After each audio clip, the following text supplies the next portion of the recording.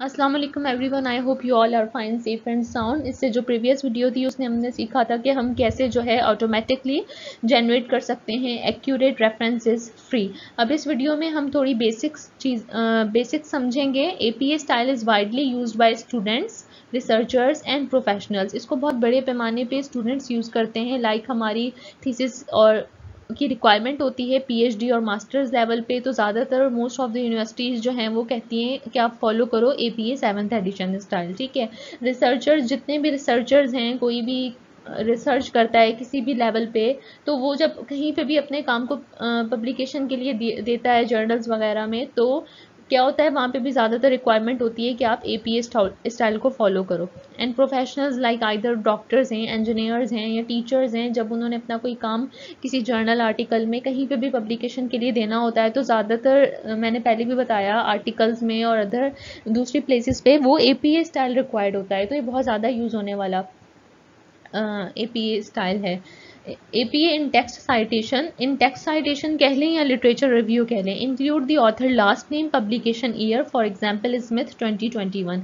Like अगर आपने किसी का पैराग्राफ लिया है, include in text citation every time when you are paraphrasing someone else ideas और वर्ड्स, सेंटेंसेस, फ्रेजेस एक्सेट्रा। जब आप किसी का पैराग्राफ लेते हो, ठीक है, और उसके बाद उसको मतलब बताते हो कि इस ऑथर ने क्या बात की है, लेकिन अपनी वर्डिंग में उसको एक्सप्लेन करते हो, तो उसको पैराफ्रेज करने के बाद आप उस बताते भी हो कि ये बात कही किसने है और कौन से ईयर में गई है। तो आप क्या करते हो कि जैसे लारे भुट्टो एग्जाम्पल लेते हैं कि भुट्टो उसका लास्ट नेम है, ठीक है। अब स्मिथ भी इसी तरह यहाँ पे किसी का लास्ट नेम है।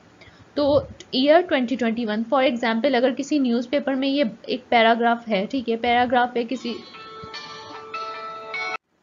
उस सेंटेंसेस को कंप्लीट करने के बाद आप जब भी किसी की बात कंप्लीट कर लेते हो, तो उसके बाद आप ब्रैकेट में बताते भी हो कि ये बात इस पर्सन ने की थी, लेकिन उस पर्सन का फर्स्ट नेम नहीं, हम हमेशा उसका लास्ट नेम लिखते हैं। तो यहाँ पे भी ये उस पर्सन का लास्ट नेम है, और जिस ईयर में उसने ये बात की थी, अगर वो न्यूज़पेपर से आपने लिया है तो वो न्यूज़पेपर में उसका ईयर होगा। तो ये सारी चीज़ें मैंशन होती हैं जहाँ से भी आप चीज़ें उठा रहे होते हो। तो इसी तरह हम लोग हमेशा उसका लास्ट नेम और ईयर मेंशन करते हैं। In APA text citation can take two forms. इसकी टू फॉर्म्स होती हैं, फर्दर स्लाइड में इसको देखेंगे। APA references generally include information about the author, publication year, title and sources. ज़्यादातर जो इसमें आमतौर पर जो इन्फॉर्मेशन इंक्लूड होती है वो ऑथर के बारे में होती है। ऑथर किस किसने लिखा है, एक है, दो है, तीन है, ठीक है। उसके बाद पब्लिकेशन ईयर, कौन से ईयर में वो बात जो है वो न्यूज़पेपर में आई थी या किसी जर्नल आर्टिकल में या किसी बुक में लिखी गई थी, और टाइटल क्या था उसका, और सोर्सेज कौन थी। सोर्सेज में ये कि आपने किसी जर्नल आर्टिकल से उठाया है तो वो जर्नल का नाम ये उसकी सोर्स है, ठीक है। अगर आपने किसी बुक में से लिया है तो वो बुक उसकी सोर्स है। समटाइम ऐसा होता है कि एक बुक होती है और उस बुक में बहुत सारे चैप्टर्स होते हैं और वो हर चैप्टर को लिखने वाला डिफरेंट पर्सन होता है। तो जिस चैप्टर से आपने वो चीज़ उठाई है उसको लिखने वाला पर्सन दूसरा है और बुक को पब्लिश करवाने वाला दूसरा है। तो आप वही, अगर आप चैप्टर में से चीज़ ले रहे हो तो आप चैप्टर लिखने वाले का नाम ही मेंशन करोगे, लेकिन सोर्स क्या होगी, बुक होगी, और टाइटल क्या आएगा उसमें, उस चैप्टर का नाम आएगा। इसी तरह आपने आर्टिकल लिया है तो आर्टिकल का टाइटल आएगा, और सोर्स में क्या आएगा कि आपने इस जर्नल से उठाया था और कौन से ईयर में वो पब्लिकेशन के लिए आया था। ओके, अब इस स्लाइड में हम देखते हैं कि हम लिस्ट ऑफ रेफरेंसेस जब मैनेज करते हैं तो उसको हम लिखने का स्टाइल क्या है इन एपीए 7th एडिशन। सबसे पहले ऑथर का लास्ट नेम आता है, ठीक है। ऑथर का लास्ट नेम आएगा, जैसे मैंने प्रीवियस स्लाइड में कहा कि लारे भुट्टो है, तो ये भुट्टो लास्ट ये नेम यहाँ पर आ गया। यहाँ पर रेक्सडन भी किसी का लास्ट नेम है। लास्ट नेम के बाद हमेशा कॉमा आता है। देन हम लोग जो हमारा फर्स्ट नेम होता है उसका फर्स्ट लेटर कैपिटल में विद डॉट के साथ लिखते हैं। जिस भी पर्सन का ये रेफरेंस दिया है उसका जो फर्स्ट नेम का फर्स्ट लेटर था वो सी से स्टार्ट था। जैसे अगर हम बात करें कि लारेब है तो लारेब एल कैपिटल में विद डॉट आएगा।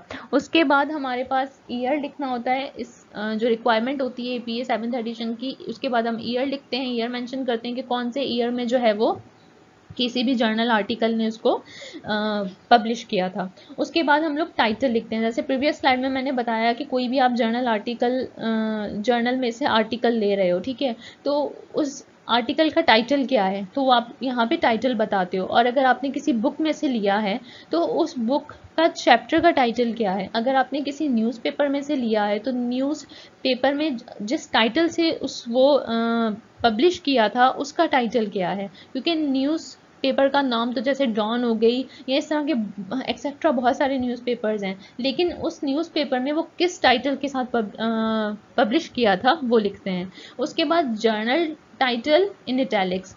अब ये जो जर्नल टाइटल है वो इन इटैलिक्स आता है, यहाँ पे सोर्स आती है, इसको सोर्स कहते हैं। जैसे प्रीवियस स्लाइड में मैंने बताया कि सोर्स, अब यहाँ पे सोर्स बताइए कि ये जर्नल का टाइटल है, इस जर्नल में बहुत सारे जो हैं वो आर्टिकल पब्लिश हुए होंगे। जैसे एक बुक के अंदर बहुत सारे चैप्टर्स हैं और लिखने वाले डिफरेंट पर्सन है, इसी तरह एक न्यूज़पेपर के अंदर बहुत सारे लोगों ने अपनी अपनी जो है वो स्मॉल आर्टिकल्स और न्यूज़ जो है वो पब्लिश के लिए दी हुई हैं।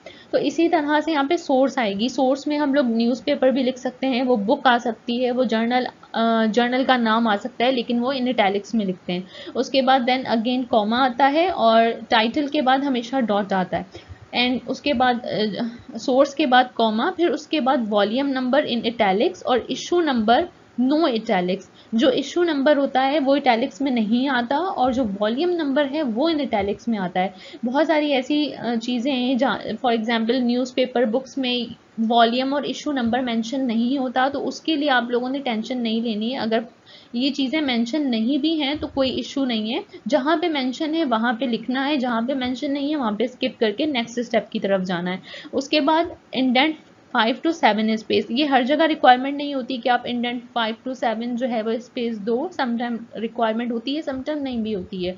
ये अकॉर्डिंग टू जर्नल और अकॉर्डिंग टू थीसिस उसके हिसाब से आपको चलना होता है कि उन्होंने आपको कहा है इस तरह से स्पेस देने का या नहीं कहा।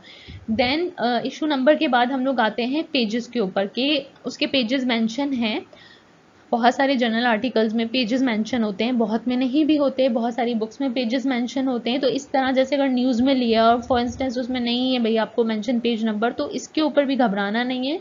तो आप लोगों ने पेज नंबर नहीं है तो आप लोगों ने इस चीज़ को भी स्किप कर देना है। जहाँ पे जो इन्फॉर्मेशन अवेलेबल है ओके है, जहाँ पे जो इन्फॉर्मेशन अवेलेबल ही नहीं है उसको स्किप करके नेक्स्ट स्टेप की तरफ जाना है। देन उसके बाद DOI आपने पूरा उसका लिंक दे देना है, DOI नंबर। बहुत सारी जगहों पे DOI नंबर मेंशन होता है, कहीं पे आपको URL देना पड़ता है, ठीक है। तो ये इस तरह से हम लोग लिस्ट ऑफ रेफरेंसेस जब करते हैं तो इसी तरीके से उसको किया जाता है। ये उसका पूरा एक प्रॉपर वे है इन APA रेफरेंसेस स्टाइल में। I hope you understand.